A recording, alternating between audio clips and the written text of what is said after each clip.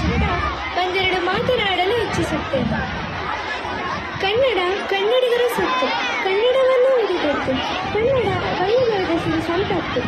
ಎಲ್ಲಾದರಿರು ಎಂತಾದರಿರು ಎಂದೆಂದಿಗೂ ಕನ್ನಡವಾಗಿರು ಎಂದು ಹೇಳುತ್ತಾ ಸರ್ವರಿಗೂ 69ನೆಯ ಕನ್ನಡ ರಾಜ್ಯೋತ್ಸವದ ಹಾರ್ದಿಕ ಶುಭಾಶಯಗಳು.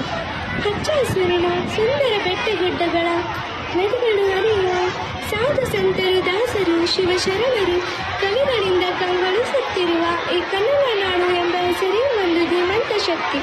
ಇಂತಹ ನಾಡಿನಲ್ಲಿ ಹುಟ್ಟಿದ ನಾವೇ ಅದೃಷ್ಟವಂತರು. ನಾವೆಲ್ಲ ತಿಳಿದಂತೆ 1956 ನವೆಂಬರ್ 1ರಂದು ಮೈಸೂರು ರಾಜ್ಯ ಉದಯವಾಯಿತು. 1973 ನವೆಂಬರ್ 1ರಂದು ಮೈಸೂರು ರಾಜ್ಯದ ಬದಲಾಗಿ ಕರ್ನಾಟಕ ರಾಜ್ಯ ಎಂದು ಮರುನಾಮಪಾತವಾಯಿತು. ಇದರ ಸವಿನೆನಪಿಗಾಗಿ ಹಿಂದೂ, ಮುಸ್ಲಿಂ, ಕ್ರಿಶ್ಚಿಯನ್ಸ್ ಎಂಬ ಧರ್ಮಭೇದವಿಲ್ಲದೆ ಹಳದಿ ಮತ್ತು ಕೆಂಪು ಬಣ್ಣದ ಧ್ವಜವನ್ನು ಹಿಡಿದು ಅತ್ಯಂತ ಸಂತೋಷ ಸಂಭ್ರಮದಿಂದ ಈ ದಿನವನ್ನು ಆಚರಿಸುತ್ತೇವೆ.